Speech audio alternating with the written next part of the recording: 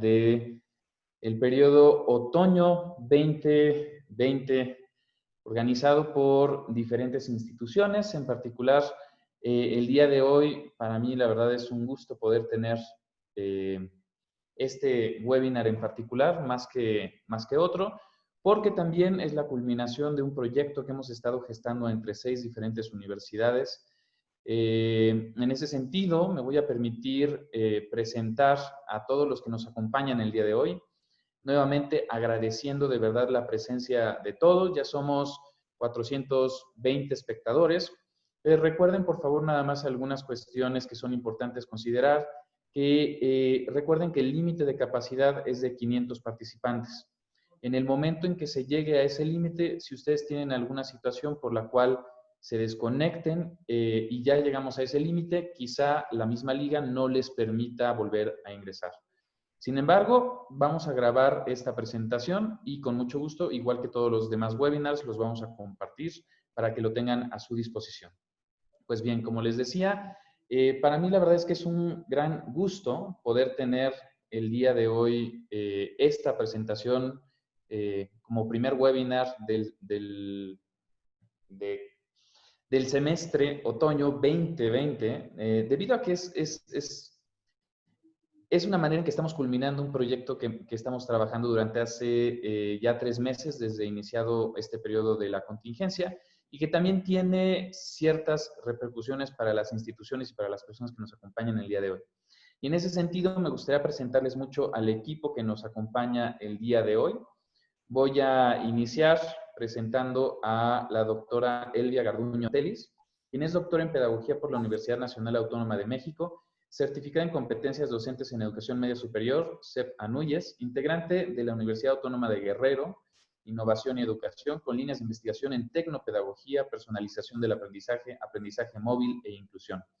Gestora tecnopedagógica de plataformas educativas virtuales institucionales, cursos masivos abiertos en línea, blogs, integrante de comités académicos en evaluación en el área de pedagogía y miembro del Sistema Nacional de Investigadores.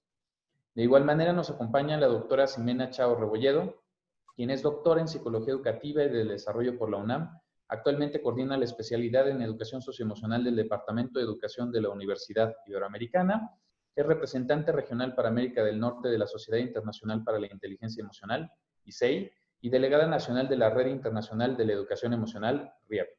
Es miembro de la Red de Mujeres Unidas por la Educación en México. Nos acompaña también la doctora María del Pilar Baptista Lucio, quien tiene una maestría en comunicación y es doctora en sociología por la Universidad Estatal de Michigan. Es miembro del Sistema Nacional de Investigadoras. Fue directora de posgrado de la Facultad de Educación de la Universidad Anáhuac, coordinando los doctorados en medida y evaluación de la intervención educativa y de liderazgo y dirección de las instituciones de educación superior. Actualmente es directora de la Revista Panamericana de Pedagogía de la Escuela de Pedagogía de la Universidad Panamericana, Ciudad de México.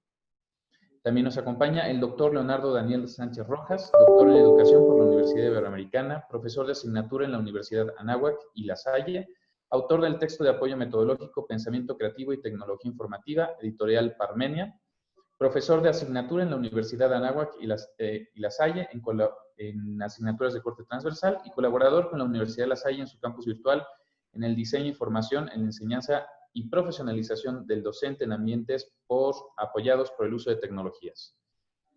Finalmente, también nos acompaña el maestro Carlos Covarrubias Santiago, quien cursó la maestría en docencia para la enseñanza, especialista en tecnología digital para la enseñanza de matemáticas y licenciado en matemáticas aplicadas y computación por la UNAM, certificado como evaluador por el INEE, en Conocer por CEGOP y en Certidems por la Universidad de Guadalajara.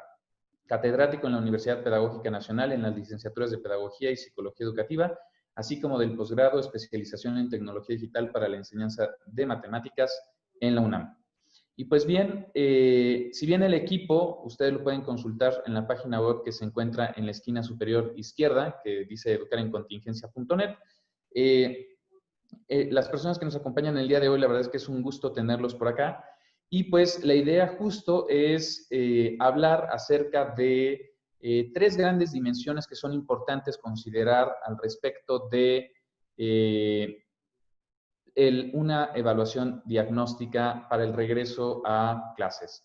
Y para ello vamos a estar trabajando entonces en 3 sentidos. Uno primero que vamos a trabajar, que es la dimensión pedagógica, lo que es importante conocer al respecto, seguido de la dimensión psicoafectiva y finalmente terminaremos hablando acerca de la evaluación diagnóstica para la tecnología en educación. Y pues sin más les comento que ya llegamos al límite de la capacidad. No quitaré más tiempo de la presentación de todos los que nos acompañan el día de hoy, pero nada más refrendar que si tienen, si se desconectan por alguna razón, quizá no les permita a ustedes reingresar debido al límite. Nuevamente les agradeceré mucho en el chat cualquier ahí presentarse, poner por favor de qué institución nos acompañan y también si pueden en su tienen ahí una sección de preguntas y respuestas. Ahí les agradeceré mucho si pueden poner en preguntas y respuestas dudas y comentarios que quieran que abordemos al final. Los estaremos monitoreando. Pues sin más, los dejo con la doctora Elvia Garduño para que nos platique acerca de la dimensión pedagógica. Muchas gracias. Muy buenos días a todas y a todos los que nos acompañan en esta sesión de Zoom, a todos los colegas investigadores. Y pues bueno, voy a compartir mi pantalla para empezar con esta parte de la presentación. ¿Podrían confirmarme si se ve de manera correcta? Sí, se ve. Ok, muy bien. Pues bueno, en la dimensión pedagógica es muy importante recuperar algunos aspectos que hemos vivido a raíz de esta situación de contingencia y que tienen mucho que ver también con parte de las afectaciones que se dan en los actores educativos, ¿no? De acuerdo a estadísticas de la Secretaría de Educación Pública y de ANUYES, se han visto afectados 36.600.000 estudiantes por el cierre de escuelas. 4 millones de esos estudiantes han sido estudiantes de licenciatura y posgrado y 2.100.000 docentes también han tenido esas afectaciones. Pero en este sentido, pareciera que la contingencia generó una crisis pedagógica, pero en realidad esta crisis pedagógica ya la venimos sufriendo desde hace muchos años atrás, a nivel nacional y a nivel mundial. Antes de la contingencia, pues teníamos ya de por sí muy arraigadas brechas educativas en cuanto al acceso, la permanencia y el egreso de los estudiantes, las brechas digitales en cuanto al acceso, manejo y uso de la tecnología, las brechas paradigmáticas relacionadas con la parte de la toma de decisiones y la concreción de esas decisiones y sus afectaciones en el sistema educativo o en los salones de clase. Un ejemplo muy claro puede ser las prohibiciones al uso del celular más que la formación en el uso y que ahora está siendo pues muy recurrente en algunas situaciones de contingencia en educación.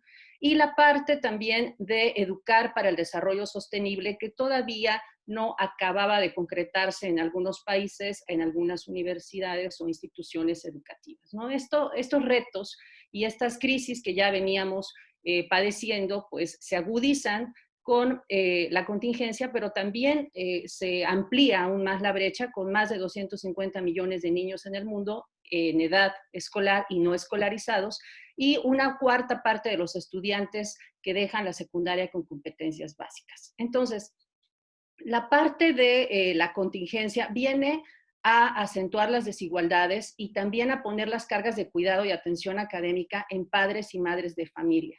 Sin embargo, la exclusión de alumnos con discapacidad desplazados o en situaciones de refugiados también se agudiza y sobre todo se amplía la brecha digital con la incapacidad de accesar a los contenidos a través de Internet.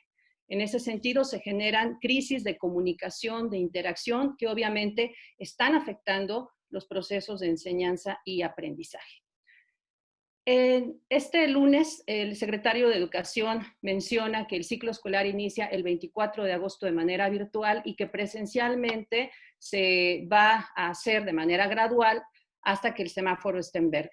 Menciona también que hay 1 millón de maestras y maestros inscritos en cursos sobre tecnologías educativas y que hay 15 millones de alumnos que ya cuentan con un correo electrónico en las plataformas en que fueron capacitados los docentes. Pero ¿qué tanto estamos tomando las experiencias que han tenido los docentes y los estudiantes en estos procesos.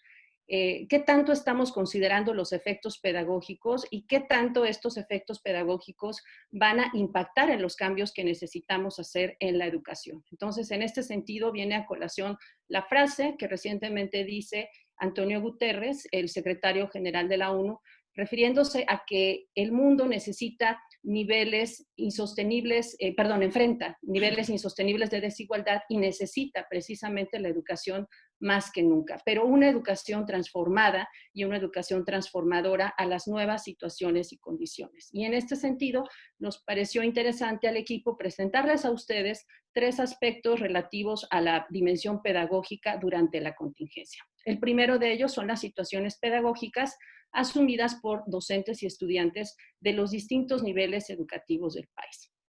Y estas situaciones, aunque diversas, podemos sintetizarlas en esta lista que les presento. Primero, la interrupción de los aprendizajes, que fue tajante. Un día nos acostamos dando clases presenciales y amanecimos dando clases virtuales o remotas, o improvisando también estos procesos de la enseñanza y aprendizaje, porque no estuvimos preparados para estas situaciones de crisis. Y esto obviamente ocasiona una crisis metodológica que detonó también algunos aspectos de reproducir las prácticas presenciales, prácticas también eminentemente prescriptivas en entornos remotos.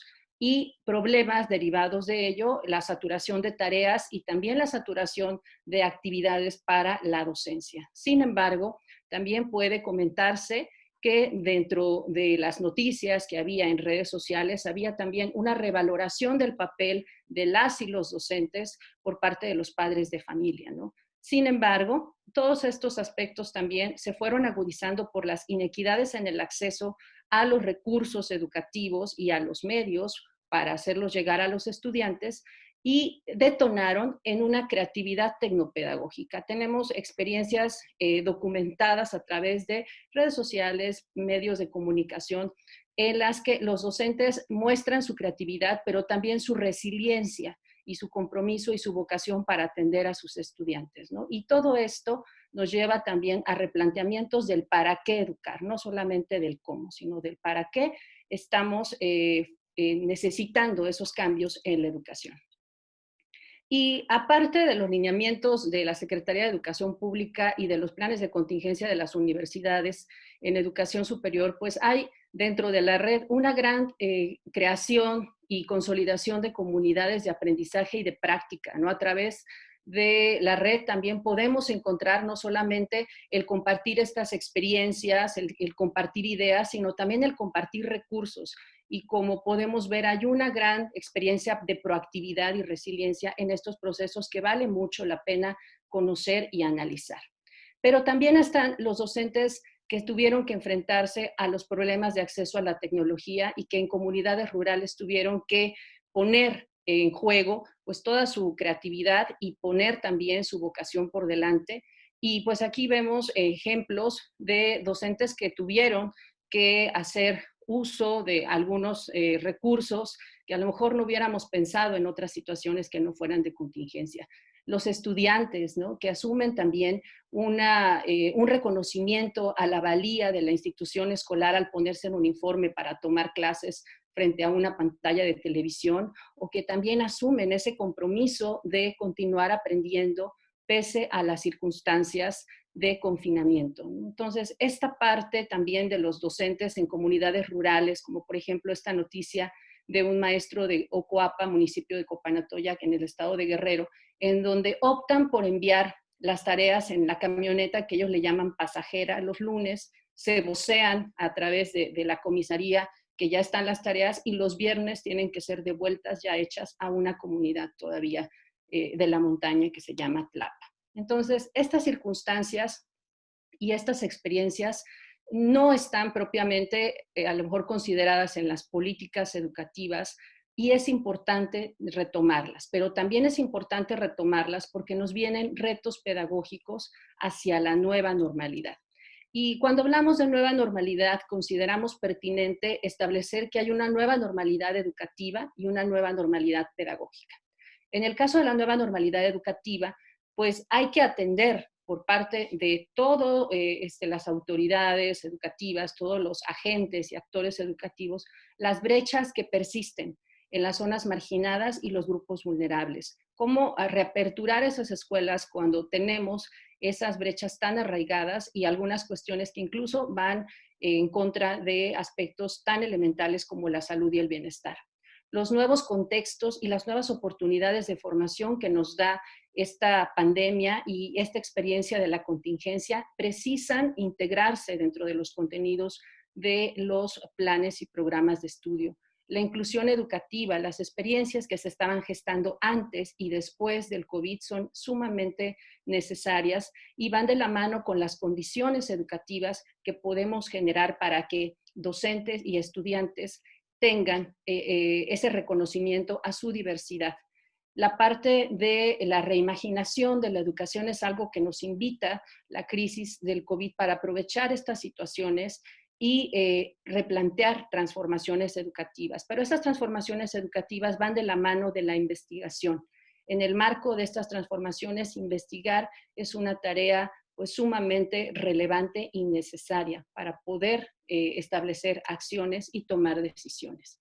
Y en este sentido, la nueva normalidad pedagógica involucra principalmente a la docencia y al estudiantado en estos aspectos, en replantear las concepciones que se tienen sobre el aprendizaje y la formación integral, los nuevos perfiles de egreso, los cambios que se plantean para formar, sí, cómo formar, pero también para qué formar. Y en este aspecto es sumamente necesario considerar la flexibilidad y adaptabilidad de los modelos pedagógicos y del currículum. El hecho de pensar que todavía vamos a seguir enseñando o aprendiendo lo mismo implica también cambiar y trasladar esos escenarios a nuestra realidad y a nuestra nueva normalidad de vida. En este aspecto, la evaluación es uno de los retos que sigue persistiendo dentro de la pedagogía, evaluar no solamente el aprendizaje, sino también evaluar para el aprendizaje y evaluar como aprendizaje la accesibilidad y el uso a los diferentes tipos de materiales educativos, sean o no digitales, integrar los contextos, integrar el aprendizaje intergeneracional en la vida cotidiana con los contenidos de aprendizaje que se tienen que dar a nivel formal, pues es un reto que todavía nos sigue poniendo en jaque en algunas circunstancias.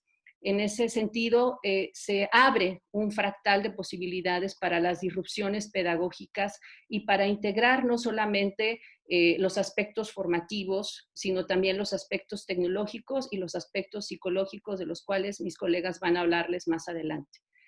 Todo esto es algo retador para la formación docente, pero también para la práctica de los docentes en aras de enfrentar contingencias. Esta es una contingencia, pero no podemos predecir las futuras contingencias, tanto sanitarias que pueden seguir viniendo y las normalidades que van a derivar de ellas. Entonces, estos aspectos consideramos que son sumamente importantes para considerarse dentro de esta dimensión pedagógica.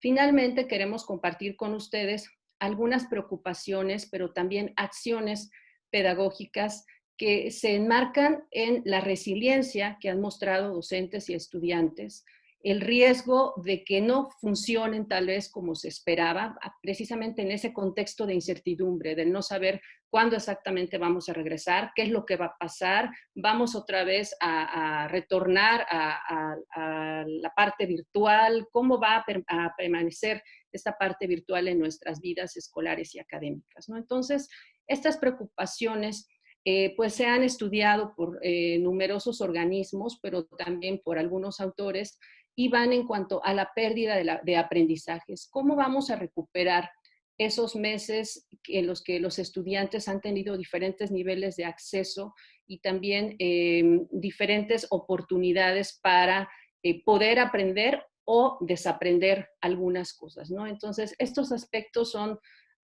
situaciones que tenemos que considerar en este regreso. La parte de la deserción y abandono. ¿Cómo recuperamos a los estudiantes que tuvieron que abandonar la escuela por situaciones de salud de sus familiares, de pérdida de empleo, y cómo esto pues obviamente va afectando su formación académica y profesional. La regularización ante esta pérdida de aprendizajes y de por sí las brechas que ya venían trayendo algunos estudiantes, pues resulta también un aspecto sumamente relevante. El acceso y el uso de la tecnología que va a permanecer de manera latente en estas situaciones de nueva normalidad, el apoyo familiar, las crisis que se han dado y cómo impactan los procesos de enseñanza y aprendizaje, las adaptaciones pedagógicas, se anuncian, por ejemplo, en educación básica, algunas integraciones curriculares, pero también es necesario considerar lo elemental y considerar los aspectos pedagógicos en el cómo se va a trabajar esos contenidos que forman a los ciudadanos de la nueva normalidad. Y los aspectos obviamente metodológicos que conllevan no solamente usos de tecnología, sino también estrategias que van más allá de la parte de pasividad. En cuanto a las acciones, es importante también recuperar todas las experiencias que se tienen, tanto de docentes como estudiantes. Y esto se puede hacer obviamente a través de la internet, pero es importante que esas experiencias se analicen porque son un insumo para aprender de las crisis. El compartir las mejores prácticas y el también identificar estas oportunidades que los docentes y estudiantes han aprovechado para aprender de la crisis, nos da también un fractal de estrategias que pueden ayudar a mitigar esa pérdida de aprendizajes y que responden muchas veces al cómo le vamos a hacer, ¿no? Esta parte también de integrar lo aprendido para enfrentar la nueva normalidad, tanto educativa como pedagógica, y, ¿por qué no decirlo?, fortalecer las estrategias institucionales y nacionales que vienen dictadas por el gobierno o por los directivos de las instituciones educativas, ¿no? Entonces, en ese aspecto, pues consideramos sumamente necesario recuperar las experiencias tanto de docentes como estudiantes en los diferentes niveles educativos. Pues bien, les doy muchas gracias por la atención y pues bueno, los invito a continuar con la presentación. Muchas gracias. Muchísimas gracias por las reflexiones en cuanto a lo pedagógico, Elvia. Procederemos ahora con reflexiones en torno a lo psicopedagógico y ahí agradeceré la participación de la doctora Ximena Chao. ¿Qué tal? Muy buenos días a todas, a todos. Qué gusto que nos volvemos a encontrar en este espacio de diálogo. Veo maestros que ya han estado en otros webinars, así es que me da muchísimo gusto que estén de regreso con nosotros el día de hoy.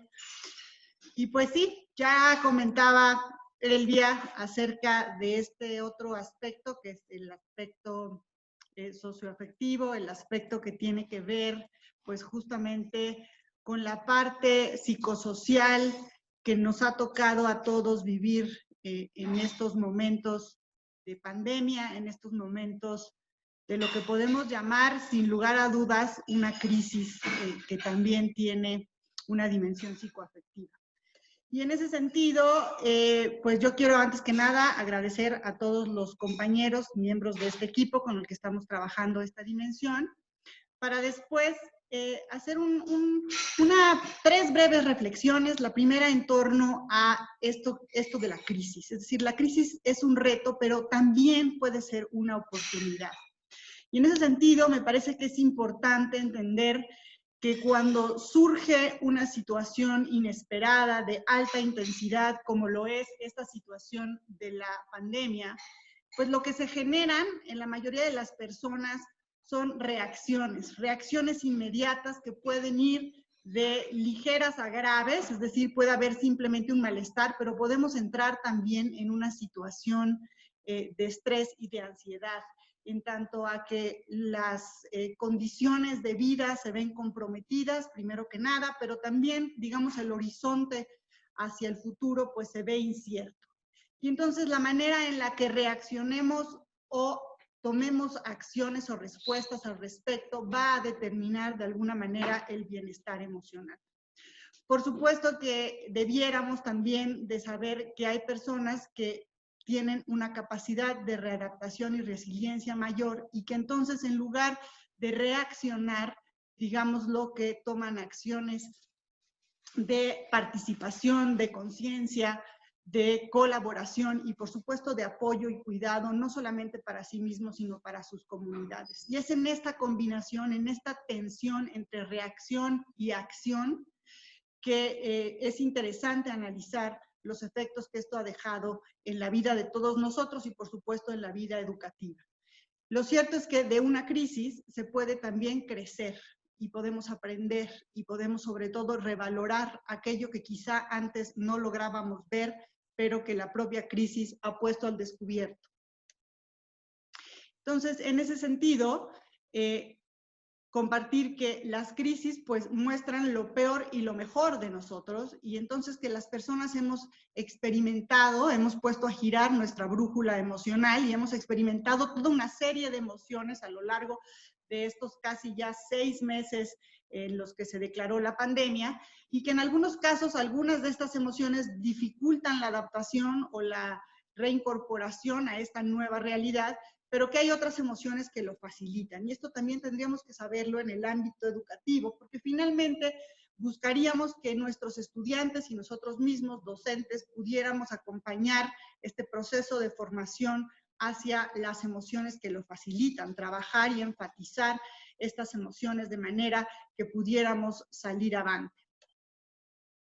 ¿Qué emociones nos ha dejado la pandemia? Bueno, pues los primeros sondeos nos muestran que la mayoría de las personas reportan, sobre todo las personas adultas y los jóvenes adolescentes, reportan haber sentido alguna de estas que se presentan acá en la pantalla, sobre todo estrés, miedo, ansiedad, confusión y tristeza. Pero después hay una granulación de emociones que llamaría yo disfóricas o aflictivas, que están girando en nuestros contextos, en nuestras ecologías cotidianas de convivencia y de, sobre todo, los que somos docentes, bueno, pues que estarán presentes también seguramente entre nuestros estudiantes. Y es importante tomarlo en cuenta. ¿Qué emociones nos genera regresar ahora a clases? Bueno, aquí también hay toda una serie de emociones diversas, y quiero decirles que estos sondeos se hicieron, al menos en México, antes del anuncio que dio el secretario hace unos días de que regresaríamos de manera a distancia. Seguramente estas emociones cambiarán con el tiempo, pero lo cierto es que los más jóvenes se sienten entusiasmados, tienen muchas ganas de ver a sus amigos, estar entre pares, pero vamos de alguna manera sondeando las emociones de las personas mayores, de los docentes, por ejemplo, mayores. Esta es una encuesta que aplicó Grupo Valora Consultores a docentes. Empezamos a ver que hay emociones también, igualmente que aquellas que nos ha dejado estos 6 meses de encierro, aflictivas o disfóricas. Hay miedo, hay nerviosismo, hay angustia y sobre todo miedo al contagio. ¿Qué tal que regresamos a las aulas y nos contagiamos? Todo esto es importante porque, sin duda, la manera en la que hacemos frente a estos cambios, a esta crisis, a esta pandemia, va a influir en el nivel de bienestar socioemocional, particularmente en la percepción subjetiva. Y es de esa percepción que podemos generar una crisis, es decir, sostener ese estadio o ese estado de malestar, o bien una oportunidad. Y en ese sentido me gustaría nada más recordar que parte de lo que estamos sintiendo es estrés, y que el estrés es en sí mismo una crisis o una oportunidad. Se necesita un poquito de estrés para activarnos, para generar curiosidad, participación, etc. De otra manera, estamos en una actitud más bien pasiva, sin motivación y aburrida, pero demasiado estrés. Es decir, si ahora conjugamos la pandemia con otros tipos de estreses, por ejemplo, los estreses académicos que están por venir ahora que reinicia el ciclo escolar, entonces vamos a acrecentar, por así decirlo, esta sensación de aflicción, y podríamos llegar incluso al bloqueo, es decir, a la falta de participación, y lo único que generaríamos ahí es totalmente un estado de distrés y de falta de bienestar emocional. Ya se habla incluso en ese sentido de que la pandemia trae consigo al menos 2 pandemias más asociadas. Una pandemia que tiene que ver con la crisis económica que se va a propagar, pero una muy importante en este sentido del tema de bienestar socioemocional, que es una pandemia de salud mental. todos hemos experimentado en algún momento en tratar de recombinar y de reajustar nuestras vidas a este distanciamiento y a estas condiciones de aislamiento. Hemos experimentado estrés, agotamiento y en algunos casos incluso burnout. Particularmente en este estudio del CDC y también de la Organización Mundial de la Salud, se denotan a las mujeres con hijos pequeños y sobre todo profesoras que están dentro de los cuadros más afectados por estos estados crónicos de estrés, en donde se genera una suerte de ciclo de realimentación, en donde el estrés genera irritabilidad y la irritabilidad genera agotamiento mental, físico, emocional, que produce más irritabilidad y entonces se genera más estrés. Y la pregunta es, bueno, ¿cómo paramos? ¿Cómo hacemos que esto no siga? Porque lo cierto es que si somos docentes o somos madres de familia y estamos en este estrés o en este estado de afectación emocional crónica, pues ciertamente no podremos hacer de esta crisis una oportunidad. Recordar también que para el aprendizaje, el estrés negativo, demasiado estrés, nos va a perder de las metas que queremos alcanzar.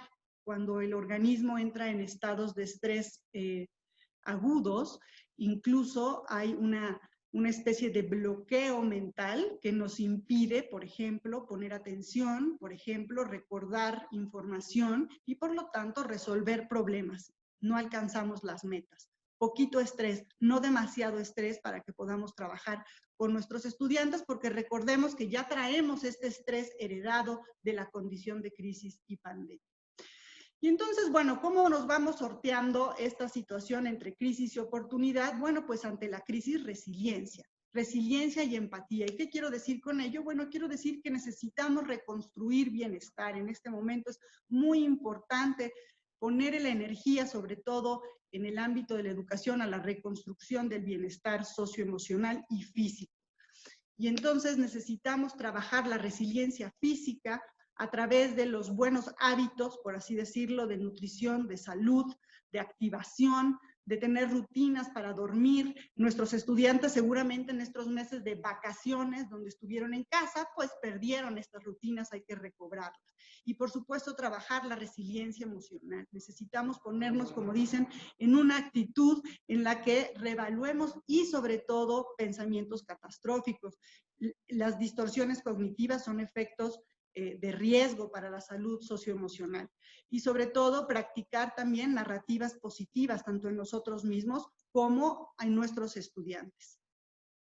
La resiliencia se resume en estas 3 R's. Necesitamos trabajar como factores de protección al bienestar socioemocional, las relaciones, las rutinas y la regulación. ¿Y qué quiero decir con esto? Bueno, necesitamos generar desde el punto de vista pedagógico actividades que generen conexión afectiva y también en las familias y también con nuestras amistades. Necesitamos parar ahora hacia un diálogo empático más que un diálogo instructor o una comunicación unidireccional, de manera que se genere esta cohesión de grupo y este sentido de comunidad que se ha roto naturalmente por el distanciamiento social.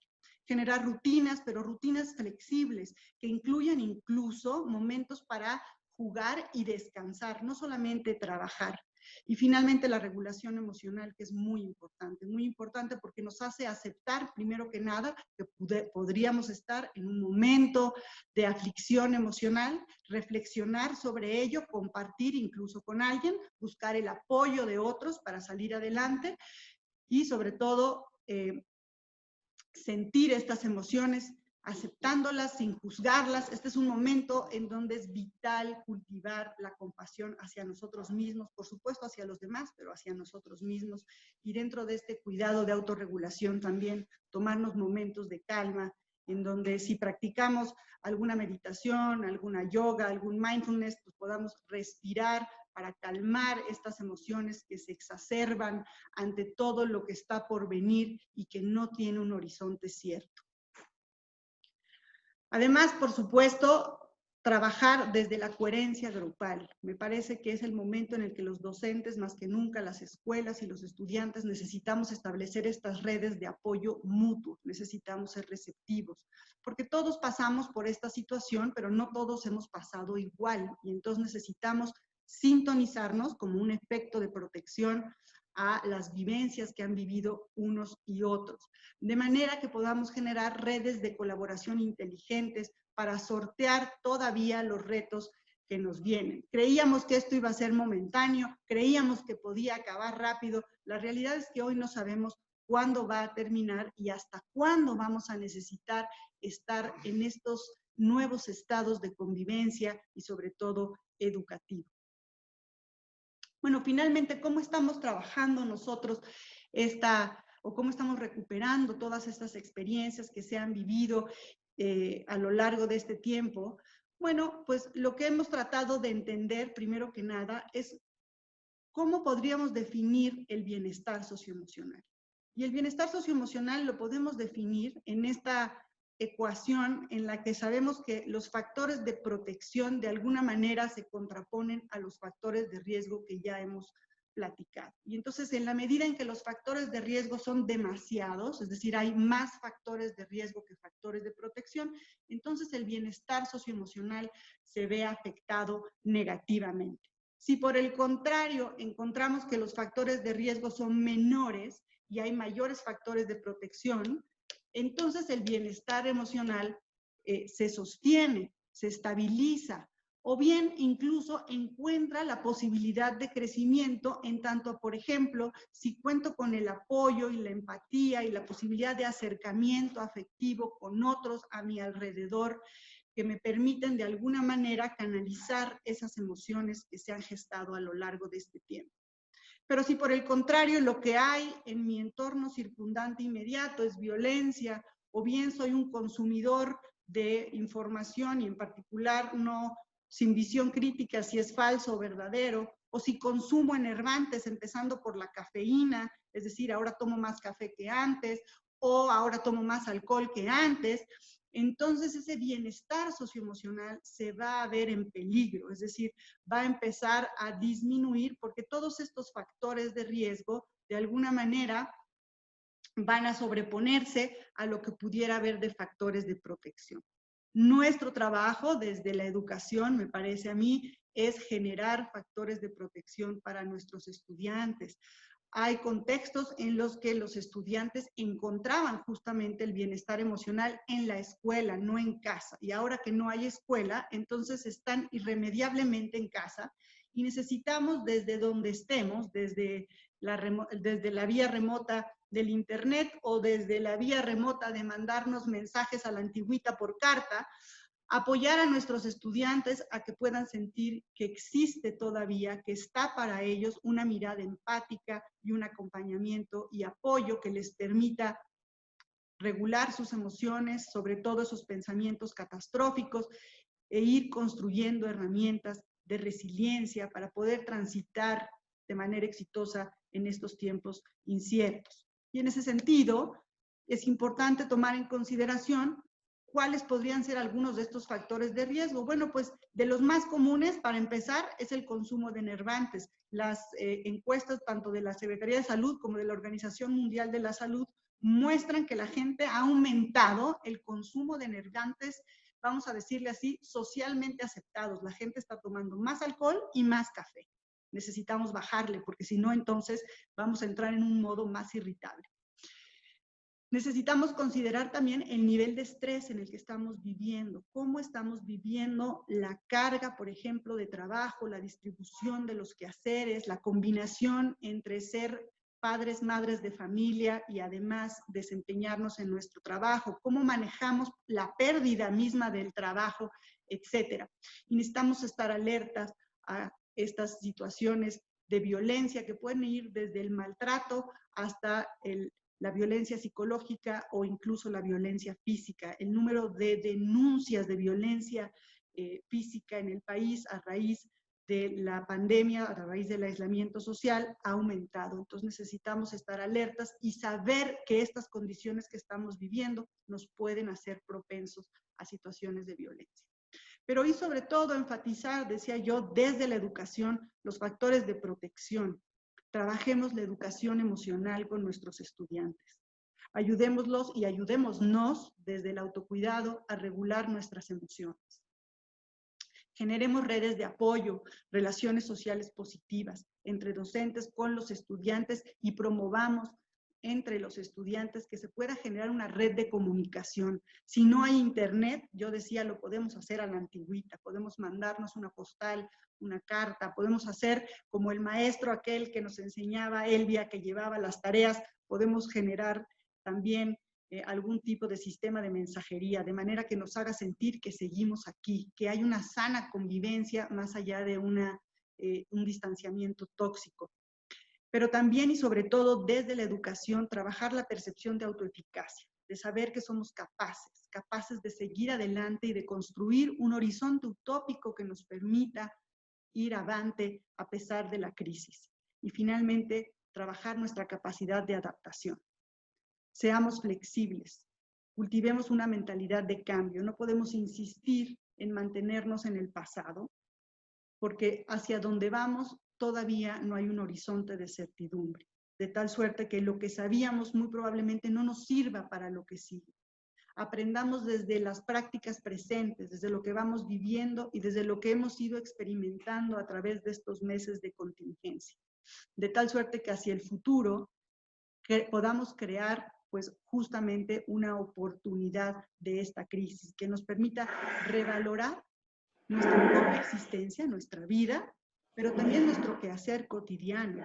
Revaloremos cómo educamos, revaloremos por qué educamos, revaloremos a quiénes educamos y con quiénes convivimos. Y en ese sentido, para terminar, pues si bien las crisis develan la fragilidad de un sistema, también las crisis son una oportunidad de aprendizaje. Muchas gracias. Muchísimas gracias, doctora Chao. Bien, pues ya llevamos 2 de las 3 dimensiones que hemos estado platicando, la dimensión pedagógica y la dimensión psicoafectiva. Ahora toca turno de hablar de una tercera dimensión que también compele al regreso a clases, que es la parte de tecnología, las tecnologías de la información y la comunicación. Para eso cedo la palabra y la pantalla. Muchas gracias. Muy bien, pues buenos días a todos. Qué gusto leer de tantos lugares que nos dicen que están aquí presentes. Pues esta dimensión, que también va a ser muy importante para comentar y para su estudio, es la dimensión tecnológica. Sabemos y se ha dicho ya que vivimos una situación sin precedentes. Eso pues ya casi no hay ni que decirlo. Y el impacto para el sistema escuela ha sido enorme, pues al considerarse las instituciones educativas como máximos puntos de contagio, tras el surgimiento del COVID-19, pues ya están cerradas desde el día 23 de marzo. La UNESCO ya anunciaba en su página el mismo 24 de marzo que había 1.300 millones de estudiantes que se quedaban sin asistir a clase, lo que supone casi el 90% total de estudiantes inscritos en 184 países que implantaron los cierres. Desde ese momento, ministros y secretarios, representantes de los sistemas educativos alrededor del mundo, tomaron decisiones inmediatas para prevenir la pérdida del año y animaron a los docentes a dar soluciones innovadoras a través de la educación a distancia. Y a mantener, muy importante, la comunicación con alumnos y familias para tratar de aminorar el impacto pues de este cierre. Para hacer frente a esta situación, pues se ampliaron las modalidades de educación a distancia, se hizo una capacitación masiva de docentes, se empezó la difusión de contenidos, se alistaron las plataformas digitales, repositorio, cursos, etcétera, etcétera. Sin embargo, pienso a veces que tal celeridad, no había de otra, ha sido una paradoja, Ha sido una paradoja porque llevamos hablando de las bondades de la educación a distancia, de las bondades de la tecnología en el aprendizaje hace más de 20 años. También ya se insistía hace tiempo de la importancia de la vinculación de la familia con la educación de los niños y con las autoridades escolares. Y ahora sí, estas cuestiones que antes encontraban pues resistencia en sus protagonistas, llegaron de sopetón y por la fuerza. A tal grado ha sido el cambio que con perplejidad nos planteamos ahora si esto es el fin de la escuela, el fin de la educación, el fin de los colegios tal y como los conocíamos. Es decir, si después de esta sacudida vamos a regresar a un sistema totalmente tradicional. Pero bueno, más allá de imaginar futuros, que siempre es muy interesante, lo que les quiero comentar, los que le queramos comentar, es esta, pues a través de reportes que hemos leído, ya sea periodísticos, los primeros artículos académicos, lo que está sucediendo en México y alrededor del mundo, porque tengo que insistir, a veces vemos muchas limitaciones en nuestro país, pero leyendo reportes de toda Latinoamérica, de Estados Unidos, de Suecia, de Asia, vemos que todos han enfrentado desafíos muy similares. La tecnología es justamente la condición sine qua non para que se pueda dar la educación a distancia o el aprendizaje en casa. Es la condición necesaria, pero sabemos que no es la suficiente. Hace mucho sabemos que, claro, estas maravillas tecnológicas pues se tienen que apoyar en un uso pedagógico de estas y en unos contenidos importantes, pertinentes. Tiene que haber una capacitación y un desarrollo de los docentes, en fin, para que se pueda hablar de un proyecto educativo con tecnología. Pero volvemos a la tecnología. Además del desarrollo de docentes, de los contenidos pertinentes, el proyecto pedagógico con tecnología se apoya también, querámoslo o no, en la conectividad. Así que basándonos en estas lecturas y reportes que les mencionaba, tanto académicos como periodísticos, y a manera de una instantánea fotográfica, les puedo dar una impresión de estos principales retos que han surgido. El primero, la desigualdad se ha puesto de manifiesto y la brecha digital. Pues ahora más que nunca la distribución del bien educativo depende totalmente de quién tiene qué dispositivos y acceso a cuáles plataformas y con qué ancho de banda. Algunas personas han dicho, bueno, pero ha habido reportes en donde se registran millones de celulares en México, en Argentina, en Uruguay, en Asia, en Indonesia, en muchos lugares. Pues sí, pero esos celulares no siempre están listos para utilizarlos con la función educativa, pues desde que se quedan sin crédito o tienen una capacidad limitada para transmitir datos. Aparte, se reporta en muchos lugares que los padres carecen de información para hacer con sus hijos las tareas o simplemente no hay un lugar en casa para acompañarlos en el estudio. Si bien ha sido evidente la escasa preparación de los profesores para crear ambientes virtuales, para tener las competencias requeridas,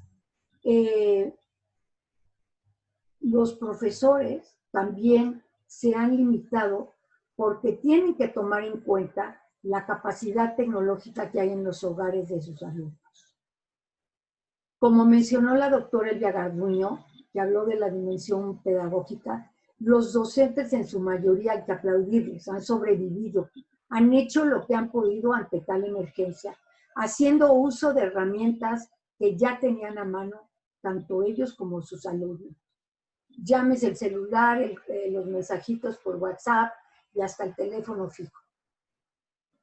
También se leen los diversos reportes la preocupación de los aspectos emocionales de los que ya ha hablado la doctora Chao, y me ha llamado la atención en entrevistas con docentes que ellos reportan mucho la sobrecarga de tareas y de actividades que tienen que hacer en un día, que en vez de durar 5, 6 o 7 o 8 horas, dura hasta 12, de estar continuamente atendiendo a alumnos y planeando las tareas. Igualmente, en otros reportes, padres de familia y alumnos se han quejado de que tienen un exceso de tareas y actividades que mandan los profesores. En fin, lo cierto es que los sistemas educativos, en su mayoría y alrededor del mundo, no estaban realmente preparados para la educación a distancia. Como tampoco, hay que aceptarlo, los alumnos estaban formados para tener la suficiente autonomía y responsabilidad en su propio aprendizaje. Ante estos desafíos es que emprendemos la investigación que este grupo de colegas, en donde tengo el honor de estar incluida, pues hoy presentamos. Porque pensamos que es necesario indagar muchas cuestiones aquí en nuestro país para poder precisamente delinear con detalle las acciones a seguir. Por ejemplo, ¿qué rubros y acciones? Pues cómo mejorar la educación a distancia, cómo tener un esquema más sólido que ofrezca acceso a Internet financiado por el Estado para que se puedan entregar los servicios educativos. Porque así como se considera parte de un plantel el mobiliario, creo que se debe de considerar el Internet y la conectividad. También tenemos que precisar otros elementos que deben de estar alineados, tales como la capacitación de los profesores en educación a distancia, las herramientas y que existan las herramientas digitales en todos los rincones del país, y tener un contexto social que garantice el bienestar físico y emocional de los alumnos. Hay que precisar las competencias en las que se habrá de trabajar, tanto para alumnos como para profesores, pues el aprendizaje, sabemos todos, no solo es transmitir conocimiento, sino el diseñar el material adecuado, contar con los recursos tecnológicos que permitan al estudiante, a la par de desarrollar aprendizajes, pues que esté acompañado y motivado. En fin, es conocer a fondo esta dimensión tecnológica para emplearla de manera creativa e innovadora en el enseñar y en el aprender. Muy importante también, nos dará la investigación que emprendemos elementos necesarios para caminar hacia un alumno más empoderado, que tome un rol más activo en su aprendizaje, que sea colaborador y constructor de conocimiento y que trabaje de manera independiente. Tenemos que pensar en cómo preparar escuelas que puedan ofrecer esta experiencia académica virtual de una manera completa. Vuelvo a repetir, con todos los dispositivos electrónicos, pero también con la preparación pedagógica de cómo diseñar las lecciones en línea, y que a la par se vaya fomentando una cultura de aprendizaje tecnológico. Pensamos que así como la pandemia transformó la higiene de la interacción social, esto puede ser una oportunidad que genere cambios para transformar el enseñar y el aprender. Pues quisiera darle la palabra a mis colegas de la dimensión tecnológica, que les van a hablar de cómo se inserta esto en el cuestionario y en la investigación. Muchas gracias, doctora Pilar. Bueno, pues como lo comentaba, básicamente lo que presentamos en esta parte de la dimensión es un compendio a priori de lo que fueron a grandes rasgos investigaciones y reportes de diferentes actores educativos en cuanto a lo que sucedió cuando la pandemia pues llegó de súbito, ¿no? Y cómo fue que muchos de estos actuaron ante pues, los cambios que vinieron a suscitarse, ¿no? Voy a hablarles un poco sobre estas experiencias, ¿no? Tanto en un nivel un poco más administrativo como desde los docentes y las familias. Pues en un primer momento, ¿no? Todos, a través de un comunicado de la Secretaría de Educación Pública, llegó lo que es Aprende en Casa, que fue esta iniciativa del gobierno federal para que el curso escolar no se perdiera, ¿no? Que los estudiantes continuaran con sus clases a través de los diferentes medios en los cuales contaba el Estado. En ese momento pues eran 36 estaciones de radio, 40 canales de televisión, los diferentes, bueno, incluso empezó lo que fue la capacitación de 937,000 profesores a través de las herramientas de Google Suite. Y bueno, pues con eso arrancó un poco la resolución de los problemas que la pandemia ocasionó al no acudir a las escuelas. A través del Instituto de Investigaciones para el Desarrollo de la Equidad, conocemos algunos datos a priori de cómo es que se resuelve Aprende en Casa, ¿no? Cómo podríamos decir que solo un 60% de las personas que se encuestaron conocían este programa, o sea, que pasaban los programas educativos a través de la televisión y que los niños o los educandos podían a través de ellos empezar a hacer tareas y los profesores las recolectaban al final de la semana.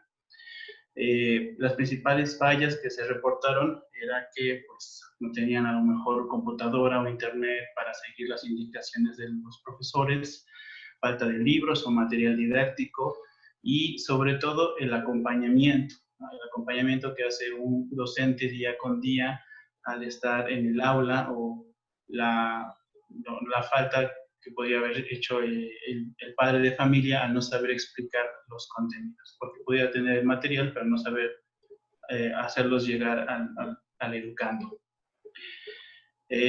Por otro lado, también en un estudio que hizo el Banco Interamericano y el Tecnológico de Monterrey, se dice que 3 de 4 docentes no se sienten preparados para utilizar las tecnologías e incorporarlas a su práctica docente. Aquellos que la usan o aquellos que sí la incorporan, pues tienen algunas otras peripecias, ¿no? Que puede ser el uso de licencias de programas para poder ser muchísimo más eficaces, ¿no? Como lo podría haber sido Zoom en su momento, ¿no? Que 40 minutos de sesión y salte y vuelve a meter para que podamos continuar con la clase, o algunas instituciones sí compraban las licencias y se las daban a los profesores para que pues, las clases continuaran sin ningún problema. La conexión a internet, ¿no? La velocidad por la cual pudieran ellos navegar y que no se vieran interrumpidas las actividades, esa también era una de las preocupaciones con las cuales los profesores pues no sabían si podían o no utilizar otros medios más didácticos utilizando tecnologías. Por la parte de los estudiantes, aquellos que no tenían una conexión a internet o no contaban con el material como una computadora o un celular o su comunidad pues no tenía estas posibilidades, pues iban disminuyendo su participación, lo que provocaba una erosión académica y especialmente pues aquellos que vivían en zonas rurales o zonas alejadas de una zona urbana.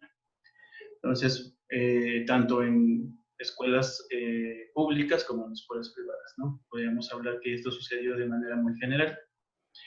En una columna reciente, nuestra vicerrectora académica de la Universidad Iberoamericana, la doctora Silvia Schmelkes, hablaba que habría que reestructurar, ¿no? Los modelos educativos de las instituciones de educación superior, porque como bien decía la doctora Chao, no sabemos cuándo vamos a volver a lo que nosotros creemos normal o como es la antigua escuela. Plantear nuevas medidas para que pues, las aulas lleguen a las personas, los aprendizajes lleguen a las personas, Y los retos para un futuro inmediato va a ser conscientes de que el valor de la presencialidad, ¿no? Que a lo mejor lo teníamos dado por hecho todos los días y no le dábamos el valor que necesitaba. Que la tecnología educativa es solo un instrumento, más que es el medio, más que el fin, para hacer llegar a los estudiantes pues, lo que puede ser el aprendizaje, el conocimiento, el acompañamiento, sobre todo en este caso que figura el docente, y pues sobre todo también la formación y capacitación de profesores en herramientas tecnológicas, ¿no? Cómo adaptar su práctica docente a través de lo que pueden ser la disponibilidad de todas las herramientas que puedan encontrar en la red. Y bueno, digamos, a grandes rasgos o a priori, esto fue lo que nos encontramos para después más minuciosamente construir ciertas preguntas, realmente saber qué estaba sucediendo con las tecnologías, con los profesores y con los educandos. Esto sería todo de mi parte. Le cedo la palabra a mi compañero, el maestro Carlos.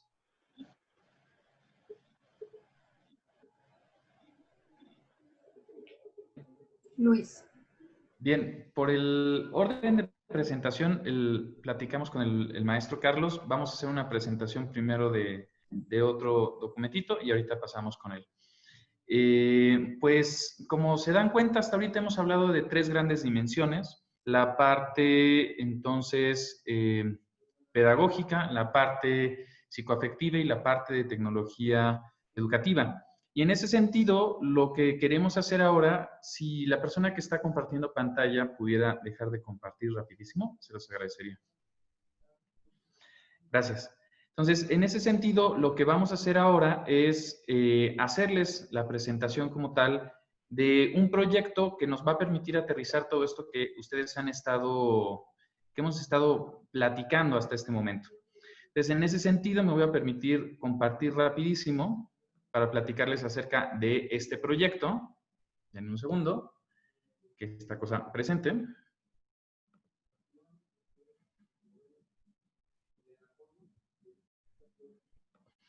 Y pues comentarles que este proyecto como tal es un proyecto que se lleva desarrollando desde hace ya un buen rato. Específicamente estamos hablando de hace 3 meses que inició, 2-3 meses que inició la pandemia. Y pues la finalidad como tal de este proyecto es realizar una evaluación diagnóstica como tal de estas 3 dimensiones de la parte psicológica, psicoafectiva, de la parte pedagógica y de la parte también de tecnología educativa en docentes y estudiantes tanto de educación básica como de educación superior. En ese sentido, justo lo que les voy a presentar en este momento es el proyecto como tal que estamos trabajando entre 6 diferentes instituciones, junto con la colaboración de la Confederación Nacional de Escuelas Particulares y mencionarles las instituciones que estamos participando en este proyecto de evaluación diagnóstica, de investigación también, que es la Universidad Panamericana, la Universidad Anáhuac, la Universidad Iberoamericana Puebla, la Universidad Autónoma de Guerrero, la Universidad Iberoamericana Ciudad de México, la Universidad Nacional Autónoma de México, específicamente con la Facultad de Estudios Superiores de Acatlán, la Confederación Nacional de Escuelas Particulares y tenemos también el apoyo del CONACYT. Entonces, en ese sentido, me gustaría presentarles rapidísimo justo este proyecto. Como ustedes vieron, somos un equipo que está conformado por varios académicos de diferentes instituciones que estamos colaborando y articulando justo la idea de una investigación y diagnóstico que sirva para ustedes para realizar un primer acercamiento al estado como tal de la educación en este momento que reiniciamos clases en la dimensión pedagógica, la dimensión psicoafectiva y la dimensión de tecnología en educación. Y pues bueno, para ello comentarles que justo lo que queremos es analizar el aprendizaje y bienestar socioemocional de los estudiantes a partir de cómo es que los estudiantes y docentes utilizan estrategias didáctico y tecnológicas durante este periodo de la contingencia. Entonces, para ello justo lo que hemos realizado es un diseño de instrumentos que buscan justo diagnosticar o generar un punto de partida en estas tres dimensiones, lo pedagógico, lo psicoafectivo y la tecnología, para posteriormente realizar un análisis de datos y difundir justo los resultados. Para ello mencionarles que tenemos, los instrumentos que estamos desarrollando son para educación básica y educación superior. Educación básica desde primaria alta, es decir, desde cuarto de primaria.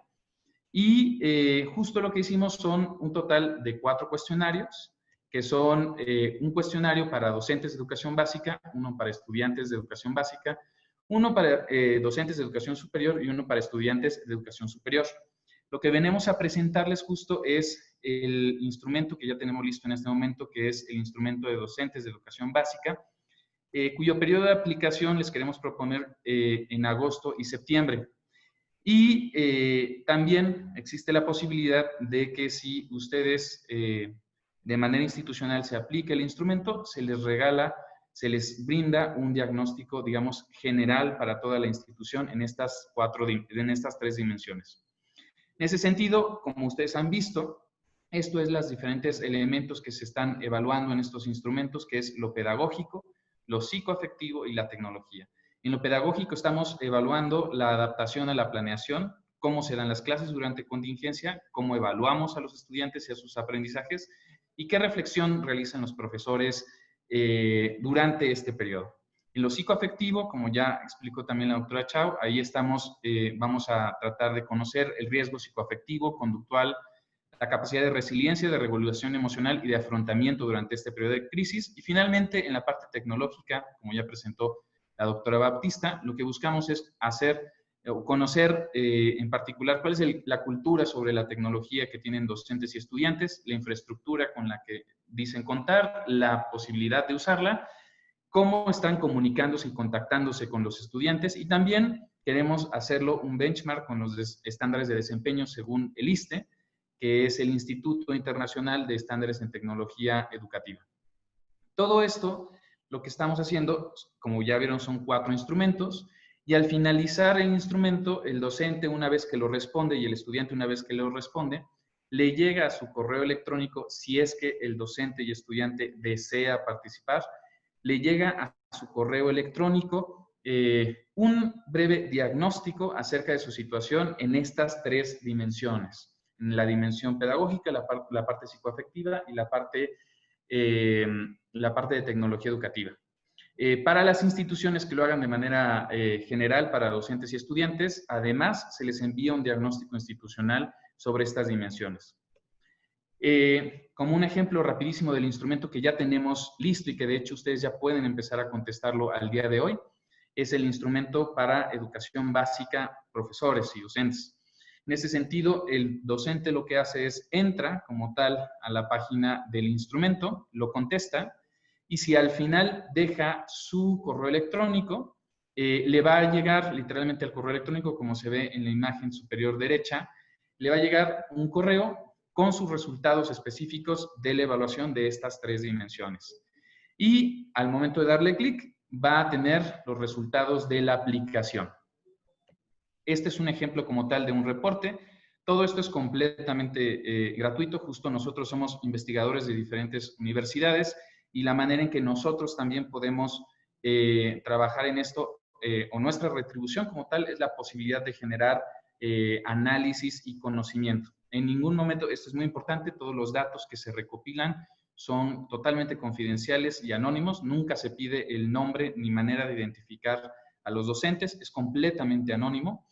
Y al final, cuando ustedes le dan clic a los reportes, les va a entregar como tal un reporte personalizado para cada profesor de manera inmediata. No se tienen que esperar más que 30 segundos en lo que llega el correo electrónico, que habla acerca de estas 3 dimensiones. La parte pedagógica, donde viene su nivel de desarrollo con cada una de las subdimensiones que estamos platicando y cómo está su nivel de desarrollo en cada una de estas subdimensiones. De igual manera, se les brinda como tal a manera de resumen, unas gráficas que les permiten ver en cada una de las dimensiones y subdimensiones que hemos estado platicando, cómo es que ustedes están, y finalmente también ahí se les hace unas breves recomendaciones dependiendo de estas 3 dimensiones y cómo ustedes contestaron el instrumento. En el caso de que nos estén escuchando aquí instituciones o personas que representan instituciones, para las instituciones de educación básica, lo único que les pedimos es que los docentes, al momento de responder el instrumento, puedan escribir como tal la clave del centro escolar de trabajo. Si le escriben, nosotros al final juntamos y filtramos y a la persona que sea responsable de la institución le devolvemos todos los resultados no individuales de los estudiantes y de los profesores, sino globales. Digamos, hacer un diagnóstico en estas 3 dimensiones de toda su planta docente y de todos sus estudiantes, desde cuarto de primaria hasta el último año de bachillerato o, en el caso de educación superior, licenciatura y posgrado.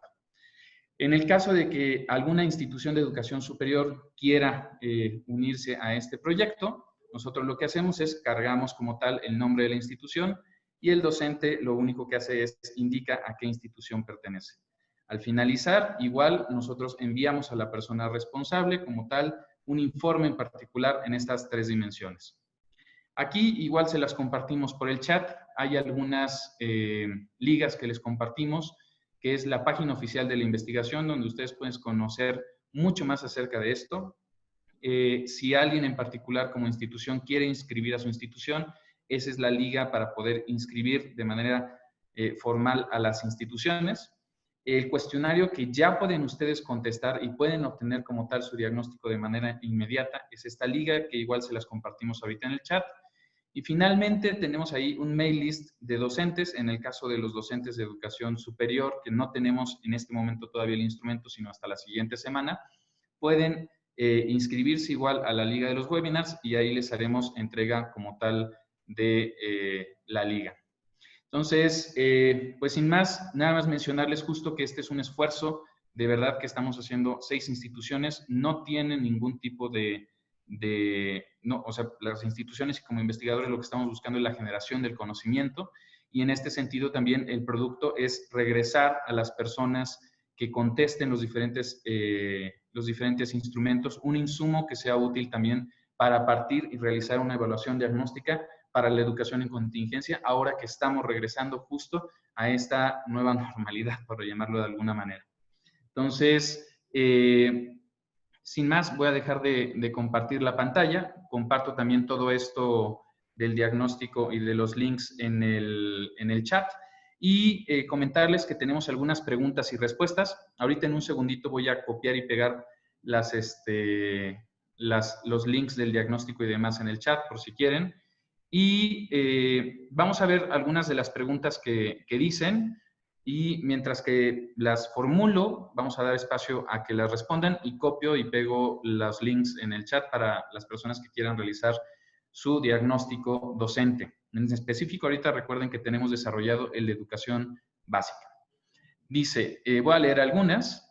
Dice, si hubiera una crisis emocional de un docente serio, perdón, es que la redacción. Si hubiera una crisis emocional de un docente, ¿sería pertinente continuar trabajando con los alumnos como si no estuviera pasando nada? ¿Sería algo contraproducente o no? Ya que si se sufre mucho estrés o trastornos de sueño. Otra pregunta es, ¿ustedes qué opinan sobre el uso de exceso de tecnología en los niños y adolescentes, ya que hay mucha violencia o factores no adecuados que pueden aprender por sí solos y es un riesgo? Y una tercera, dice, ¿cómo se puede compartir con ustedes algunas actividades que realizamos que tuvimos buenos resultados? Por ejemplo, apliqué una actividad llamada realizando un postre con mamá y papá para el tema sentido del gusto y el olfato, acompañado de un cuestionario donde realizamos el tema con la actividad. Comentarles también que, de este último punto, y ahorita doy espacio a que mis colegas puedan compartir los comentarios de las 2 preguntas anteriores, que también estamos organizando un hasta cierto punto medio donde ustedes van a poder compartir justo estas prácticas y demás. Entonces, estamos viendo si se organiza justo como manera de espacio para compartir o de concurso. En eso estamos trabajando y obviamente vamos a estarlos informando. No sé si tengan algún comentario de las 2 preguntas que están por acá. Sí, bueno, la pregunta sobre el estado de salud mental de un profesor o de cualquiera de nosotros me parece que es un tema sensible. Lo primero que necesitamos es no juzgar. muy importante en estos tiempos. Hay personas que están viviendo situaciones de malestar psicoafectivo, de bienestar socioemocional comprometido, que se derivan de esta situación específica, y luego también hay personas que ya traían algunas situaciones previas que se han incrementado o se han vuelto más sensibles a raíz de esta situación. Y en ese sentido es importantísimo no juzgar, para que podamos invitar a esa persona a que busque el apoyo adecuado, que busque un apoyo especializado por especialistas de la salud mental y psicólogos, de tal suerte que se puedan atender. Previo a que pueda volver a regresar al trabajo con los estudiantes. Para que nosotros podamos asegurar el bienestar socioemocional de nuestros estudiantes, necesitamos primero generar todas las estrategias de autocuidado que sean necesarias, incluido el buscar apoyo especializado. Y en tanto a la cuestión que preguntaban sobre la violencia y los medios digitales, el medio no es lo que genera la violencia. El miedo puede ser un potenciador de un contexto donde ya existen algunas situaciones previas que pudieran acentuar probablemente lo que suceda en términos de violencia. Entonces necesitamos estar atentos no solamente al tipo de información o el tipo de consumo que hacen nuestros hijos, nuestros estudiantes de los medios digitales, sino sobre todo estar alertas, estar atentos a las condiciones del contexto de contención de jóvenes y niños desde el punto de vista socioemocional. Lo que es muy importante es diferir los tiempos del consumo digital. No podemos tener niños tomando clase 8 horas, 6 horas, 5 horas seguidas, porque eso sí afecta no solamente las funciones afectivas, las funciones cognitivas, las funciones perceptuales, la visión. Entonces necesitamos diferir las clases que puedan tener una sesión en el medio digital, que no tenga una duración más larga de 1 hora, 1 hora y cuarto, y después hacer otro tipo de actividades que no les implique estar en este consumo de información digital. Y por supuesto esto con la edad cambia. Mi sugerencia sería que el uso de la tecnología se haga para generar interactividad, sobre todo el uso de estas plataformas de comunicación a distancia, usémoslo para generar interactividad, que no sea para dar cátedra frontal a nuestros estudiantes, sino para generar o estimular, por ejemplo, el diálogo y la resolución conjunta de problemas. Y promovamos un uso responsable y crítico de los medios de información digitales. Enseñemos a nuestros estudiantes, a nuestros hijos, nosotros mismos, a reconocer las fuentes y la fiabilidad con la que se reporta lo que estamos consumiendo, tanto en redes sociales como en otros medios informativos. Sí, bueno, no sé, ¿quería comentar algo, doctora Pilar? ¿O comento algo para que después le dé? Ok, bueno. Mire, Sí. esta parte que comentaba la doctora Chao, eso es la importancia de ver la formación ahora como un proceso integral, que no solamente es el hecho de estar utilizando el instrumento, la herramienta, sino también lo que haces con ella y lo que recibes de ella. Entonces, esa parte de la dosificación del tiempo, que algunos colegas están aquí preguntando en el chat, ¿cuánto sería el tiempo ideal? También tiene que ver mucho con cómo haces tus adaptaciones pedagógicas y sobre todo, cuál es la finalidad de esa actividad. Aquí el problema que se ha tenido es que se ha realizado una actividad muy mecánica en el sentido de pensar que si pasan 5 horas en el salón de clases, pues tendrían que pasar también 5 horas enfrente de una computadora o enfrente de una pantalla de televisión, lo cual de antemano pues es lo que ha generado muchísimas reacciones negativas o no tan positivas a estas circunstancias de contingencia. Entonces, en la parte pedagógica, lo que puedo comentar es que en el diseño de actividades, en la adaptación que se precisa y en las metodologías, tendríamos que considerar esa armonía de la que hablaba Ximena, ¿no? La parte socioemocional, el uso obviamente de la tecnología, que yo me imagino que Pilar nos lo va a ampliar más, y sobre todo también la intencionalidad formativa. ¿Qué es lo que queremos lograr? ¿Cuáles son las habilidades o cuál sería el perfil al cual le queremos apostar? y creo que ahí es precisamente donde como docentes tenemos un gran mundo de oportunidades para empezar a generar metodologías en las que los estudiantes aprendan más de la parte también de la cuestión doméstica, aprovechando el hecho de que están confinados en sus casas, y también aprendan más de las personas con las que están confinados, entiéndase, sus abuelitos, sus papás, y que también se dé esa oportunidad de conectar su contexto con los contenidos de aprendizaje. Entonces, las edades son sumamente importantes, pero también tomen en cuenta que nosotros como docentes, estar todo el tiempo frente a una pantalla y todo el tiempo calificando o dando una clase magistral que se ha dado así, pues también implica un riesgo tanto a nuestro propio nivel socioemocional como también de salud. Entonces es importante que veamos que la pedagogía puede abonar tanto a un bienestar tanto del docente como del estudiante. Gracias.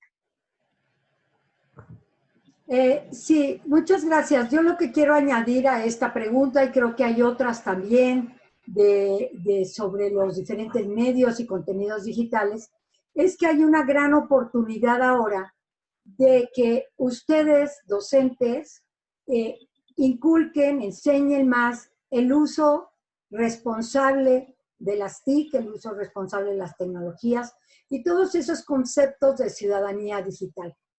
Sabemos que la tecnología jamás va a reemplazar la sensación en la escuela, el estar interactuando personalmente, el tener a tus amigos.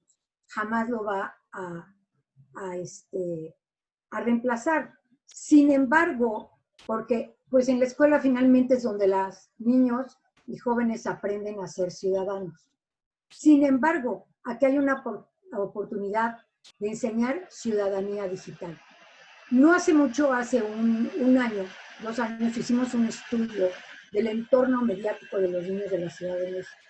Y miren, había verdaderamente un divorcio entre el consumo de medios digitales, ya sea a través de los youtubers, de plataformas, de series, de diferentes consumos culturales que hace la cultura juvenil, y lo que ellos consideran los chicos académicos, que es hacer los trabajos en la escuela, etc.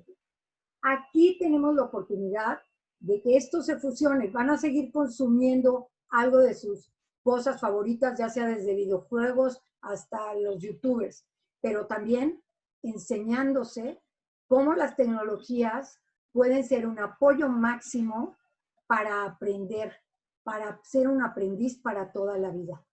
En este sentido, yo veo una oportunidad muy grande, porque aunque los niños y los jóvenes los veamos como los nativos digitales y muy versados en el uso de la tecnología, son los docentes quienes instauran esos contenidos y contextos de uso ético, de qué significa ser responsable. Lo decía ya la doctora Chao, qué significa verificar las fuentes, los buenos contenidos. No tiene nada de malo divertirse, lo hacemos los adultos también, pero siempre se puede ahí una como oportunidad de instaurar rumbo y compás al uso de todas esas tecnologías. Gracias. Perfecto, muchísimas gracias. Pues si les parece, lo que voy a hacer rapidísimo es igual un brevísimo comercial, y vuelvo a leer algunas otras de las preguntas que hay. También comentarles que en el chat les estoy compartiendo de una vez, además de que se los vamos a mandar, como siempre, por el mail list y también a través de Twitter, les estoy compartiendo la presentación del proyecto de investigación. Las demás presentaciones se las haremos llegar por mail list y por el Twitter. Pues comentarles también que ya vamos a continuar con las sesiones de webinars. Ya tenemos confirmación justo del siguiente webinar, que aprovecho para comentarles, que va a ser, tuvimos la suerte de que nos aceptara el doctor Rafael Vizquerra el día 20 de este mes a las 12 horas. Para quienes no los conozcan, él es presidente de la Red Internacional de Educación emocional y del bienestar. No sé si lo dije bien, doctora Chao. Entonces, él nos va a estar acompañando justo hablando acerca, bueno, desde España nos va a estar acompañando acerca de algunas reflexiones en torno a esta cuestión socioemocional para la educación en la virtualidad. Entonces, voy a seguir leyendo una última ronda de preguntas y como ya saben, para los que me están preguntando aquí, ¿cómo puedo seguir participando en los webinars? Igual a través de Twitter o a través de el mail list que les vuelvo a poner en un momento más. Ahí se pueden ustedes inscribir o pueden seguir en Twitter a un servidor y con mucho gusto ahí se van difundiendo los diferentes webinars. Dice, algunas preguntas. ¿Cómo se puede compartir con ustedes algunas? Bueno, esa ya la habíamos leído. Dice, derivado de la modalidad en línea, ¿cómo se va a dar inicio al ciclo escolar? ¿Cómo se puede realizar el diagnóstico de los alumnos y su contexto, considerando que hay alumnos que carecen de medios y se tiene poca comunicación con ellas? ¿Cómo puedo conseguir evaluaciones diagnósticas? Bueno, les estamos dando literalmente una evaluación diagnóstica para que ustedes puedan utilizarlo completamente gratuita, sin ningún tipo de fin comercial ni nada.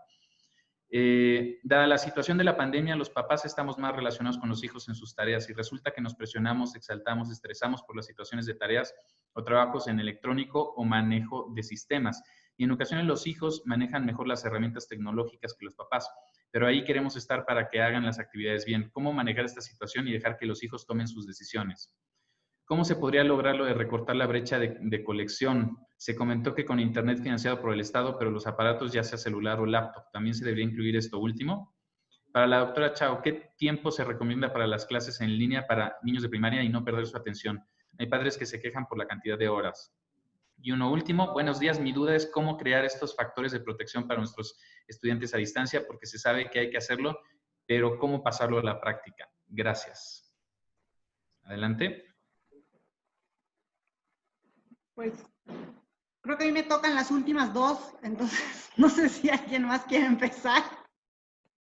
Si no, pues las últimas dos.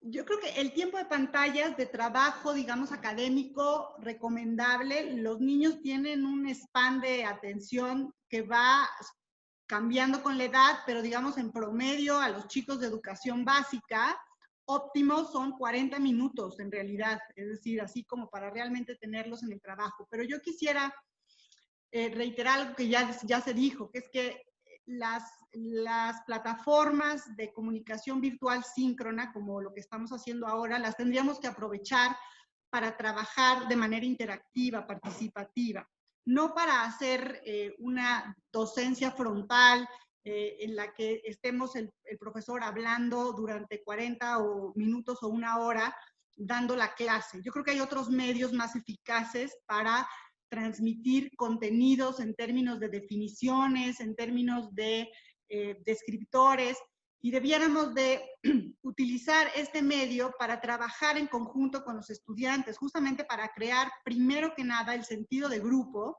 pero segundo que nada, el sentido de participación, porque eso es lo que le va a dar agencia al estudiante, de saber que él puede hacerse cargo en una buena parte de su proceso formativo. Si los dejamos solamente como espectadores pasivos, vamos a perder un poco de la potencialidad que tiene una herramienta como esta. Entonces yo sugiero que hagamos tiempos dispersos de trabajo colaborativo en plataformas de interactividad síncrona, trabajo asíncrono que tenga que ver con investigar, que tenga que ver con crear, con hacer, con encuestar, con generar insumos, pero también para revisar, para poder leer, para poder ver videos acerca de ciertos conceptos o cierta información que tiene que ver más con datos. Y entonces regresar al espacio, a lo mejor el mismo día, tener 3 sesiones diferidas para regresar y comentar lo que se investigó, lo que se vio, lo que se trabajó, lo que se produjo, etc.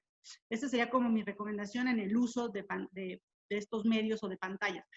Y en términos de los factores de protección, yo creo que si lo que queremos es proteger el bienestar emocional de nuestros estudiantes desde la educación, desde la docencia, tenemos que justamente generar estos intervalos en donde, por un lado, trabajamos, pero luego también generamos actividades de ocio, de emancipación, de diversión, de juego, y después trabajamos actividades de introspección. Por eso decía yo, es importante trabajar la educación emocional y sus componentes, trabajar junto con los estudiantes, por ejemplo, el reconocimiento a los estados de ánimo, empezar preguntándoles cómo se sienten, cómo están el día de hoy, de manera que nos puedan compartir el estado de bienestar en el que se encuentran y nosotros ajustar el trabajo y la dinámica de clase en relación a esos estados.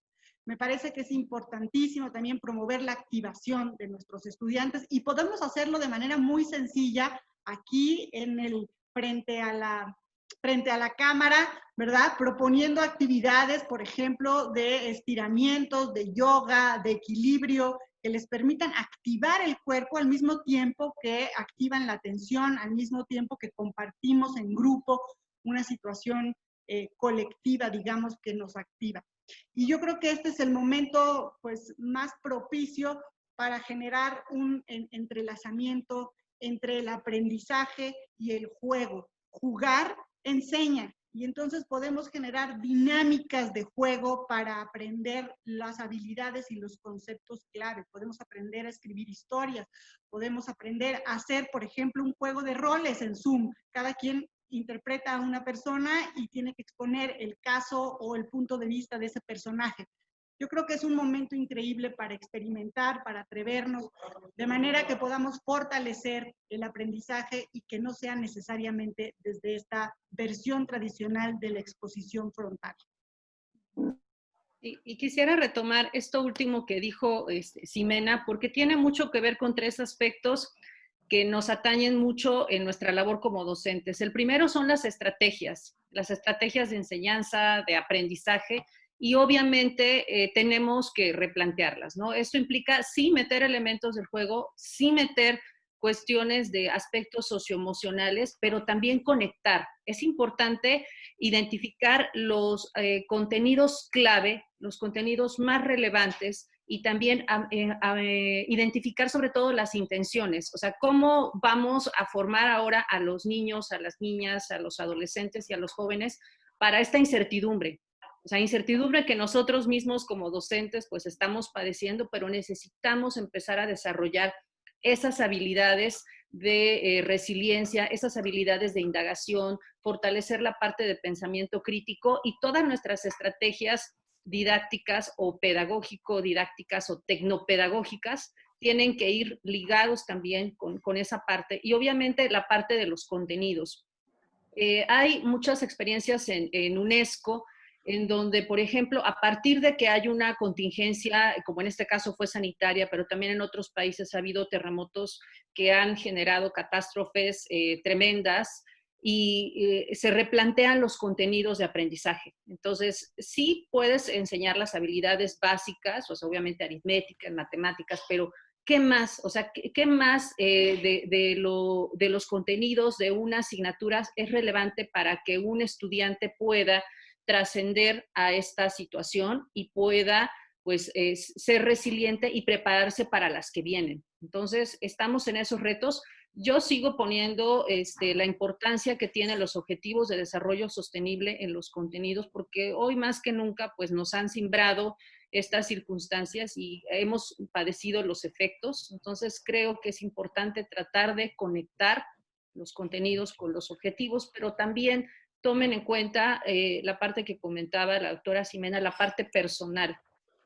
Cómo los intereses, las necesidades, las expectativas y las pasiones de las personas pueden conectarse en las estrategias didácticas sin necesidad de que nosotros estemos los 100 minutos que veo por ahí a lo mejor en la pantalla, ¿no? Entonces hay muchas formas y muchas estrategias colaborativas que pueden hacer los chicos pese a la distancia. Afortunadamente hay plataformas para eso, hay juegos para eso, y que, bueno, yo dejaría que la doctora Pilar ampliara ahí más esta parte tecnológica. En la parte de la evaluación, eso va a implicar que también vayamos moviendo y siendo más flexibles en una evaluación no centrada en que yo como docente tenga que calificar todas las 50 tareas o tenga que hacer diferentes rúbricas para cada actividad. Tenemos que flexibilizar los instrumentos de evaluación, pero también las formas de evaluación, la participación de los estudiantes en la evaluación, tener esa apertura también y ampliar, en este caso, la confianza y la responsabilidad que le damos a los alumnos para trabajar la autogestión. Hasta ahorita los padres han estado, pero me preguntaba alguien más, ¿qué pasa cuando los papás tienen que regresar a trabajar? Y en ese aspecto, pues va a haber esa situación que también como docentes podemos inferir a través de la autogestión y la responsabilidad. Y la parte reflexiva, la parte de la metacognición y de reflexionar sobre los trabajos que van haciendo, el qué aprendieron, el qué cambiarían, el cómo se sienten con ese trabajo que realizaron, el qué tan útiles puede ser, pues es algo que también puede formar parte de nuestros instrumentos de evaluación y de nuestras estrategias pedagógico-didácticas. Gracias. Sí, gracias, Elvia. A mí me gustaría más bien que el maestro Carlos Covarrubias ampliar esta parte tecnológica, por favor. Hola, buenos días. Hay una pregunta por ahí que nos hace Rubén Sánchez, que dice, ¿cómo podría lograr lo de recortar la brecha de colección? Me imagino que es como la brecha digital que existe. Se comentó que con Internet financiado por el Estado, por los aparatos, ya sea celular, laptop, también se debería incluir esto último. Yo creo que lo primero es que tenemos que estar bien conscientes de que esto es un proceso que lleva mucho tiempo, es un proceso a mediano o largo plazo. Cada quien tiene que hacer su parte, los docentes, las autoridades, los líderes de instituciones tienen que capacitarse, tienen que, aunque no estén frente a grupo, tienen que conocer que existen herramientas hoy en día para todo. Para evaluar, para aplicar distintas estrategias y también la capacitación justamente en las estrategias pedagógicas. ¿Para qué? Para poder conjuntar toda la parte tecnológica con la parte pedagógica y entonces proponer estrategias o aplicar estrategias que ya están probadas. Hay que siempre cuidar cosas que ya han mencionado las doctoras, que las actividades tienen que ser interactivas, orientadas a objetivos, orientadas a una evaluación formativa, que son cosas que a veces se olvidan en la práctica docente, a lo mejor por la inercia, y pues la conjunción de todo esto, el involucramiento de los padres también es bien importante. Ellos tienen, al día de hoy, pues muchos son muy comprometidos, están al pendiente, pero tienen que seguir en ese rol, ¿no? De estar involucrados en la educación, ya que pues la educación es un conjunto de todo. Entonces, sumado todo esto, creo que en un mediano plazo se va a ir reduciendo la brecha digital. Actualmente se está reduciendo, pero pues bueno, hay que esperar y trabajar para que sea en un corto plazo, en mediano plazo. Pues muchísimas gracias, Carlos. No sé si alguien más quiera comentar y damos el cierre.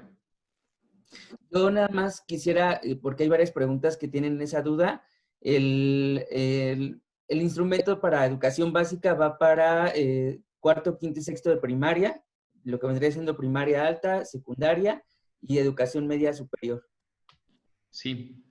Entonces, igual por ahí nuevamente les compartimos la liga a los docentes, que ya tenemos ahorita listo, y la siguiente semana les compartiremos la liga también para estudiantes, tanto de educación básica como superior, y de docentes de educación superior que nos hace falta. Pues de verdad a todos, muchísimas gracias por su participación en este webinar. Como siempre, un gusto tenerlos acá de regreso, o si es la primera vez que ustedes entran a los webinars, bienvenidos. Esperamos de verdad que puedan participar en este estudio y diagnóstico que tiene por objeto también que ustedes se puedan llevar algo, no solamente contestar una encuesta por contestarla, sino que se puedan regresar también ustedes un diagnóstico. Y cualquier cosa, estamos a su servicio, todo el equipo de estas 6 universidades, que agradecemos mucho la colaboración de los académicos y también de todas las escuelas afiliadas a la Confederación Nacional de Escuelas Particulares. Un saludo de parte también de la hermana Marichuy, que por ahí les manda un saludo a todos los asociados. Y pues esperamos verlos de verdad en el siguiente webinar, que nos acompañará el doctor Rafael Vizquerra. Les recuerdo, el 20 de este mes a las 12 horas. Igual por los mismos medios comunicaremos la liga del Zoom. Pues muchísimas gracias, y si alguien tiene alguna duda o cualquier cosa, recuerden que por aquí nos podemos, por estos medios nos podemos contactar. Muchas gracias a todos. Gracias.